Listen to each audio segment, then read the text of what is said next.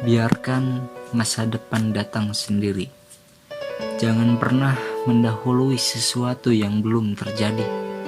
Apakah Anda mau mengeluarkan kandungan sebelum waktunya dilahirkan? Atau memetik buah-buahan sebelum matang? Hari esok adalah sesuatu yang belum nyata dan dapat diraba, belum terwujud dan tidak memiliki rasa dan warna.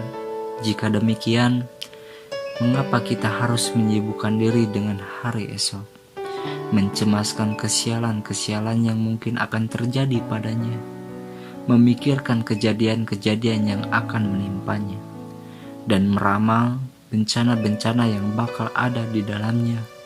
Bukankah kita juga tidak tahu apakah kita akan bertemu dengannya atau tidak? Dan apakah hari esok itu akan terwujud kesenangan atau kesedihan? Yang jelas, hari esok masih ada dalam alam gaib dan belum turun ke bumi. Maka tidak sepantasnya kita menyeberangi sebuah jembatan sebelum sampai di atasnya. Sebab siapa yang tahu bahwa kita akan sampai atau tidak pada jembatan itu? Bisa jadi kita hanya terhenti jalan kita sebelum sampai ke jembatan itu, atau mungkin pula jembatan itu hanyut terbawa arus terlebih dahulu sebelum kita sampai di atasnya. Dan bisa jadi pula kita akan sampai pada jembatan itu dan kemudian menyeberanginya. Dalam syariat, memberi kesempatan kepada pikiran untuk memikirkan masa depan dan membuka-buka alam gaib, dan kemudian terhanyut dalam kecemasan-kecemasan yang baru diduga darinya adalah sesuatu yang tidak dibenarkan. Pasalnya, hal itu termasuk tulul amal atau angan-angan yang terlalu jauh.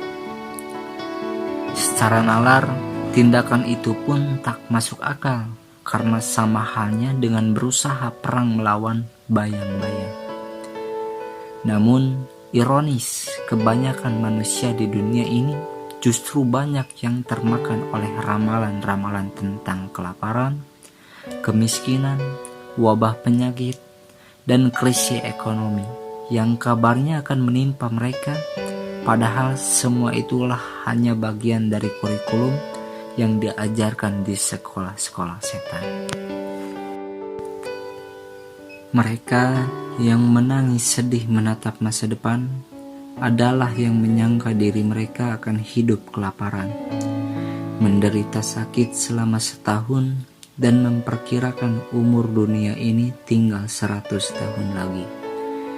Padahal orang yang sadar bahwa usia hidupnya berada di genggaman yang lain tentu tidak akan mengandaikannya untuk sesuatu yang tidak ada.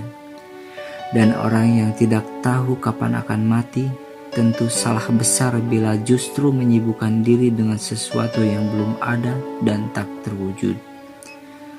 Biarkan hari esok itu datang dengan sendirinya. Jangan pernah menanyakan kabar beritanya, dan jangan pula pernah menanti serangan petakannya, sebab hari ini Anda sudah sangat sibuk. Jika Anda heran, maka lebih mengherankan lagi orang-orang yang berani menembus kesedihan suatu masa yang belum tentu matahari terbit di dalamnya, dengan bersedih pada hari ini. Oleh karena itu, hindarilah angan-angan yang berlebihan.